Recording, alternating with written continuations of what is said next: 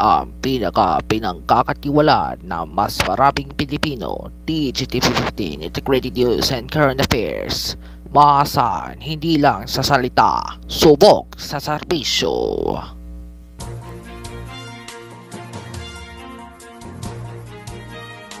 Magandang hapon Pilipinas. Sa araw na ito, ang ating Pangulong Ferdinand R. Marcos Jr. ay magbibigay ng ulat sa bayan tungkol sa estado ng ating bansa. 3 taon na ang lumipas mula nang magsimula ang kasalukuyang administrasyon at sa araw na ito, ating masasasihan kung ano ang mga nagawa at mga plano pa sa hinaharap.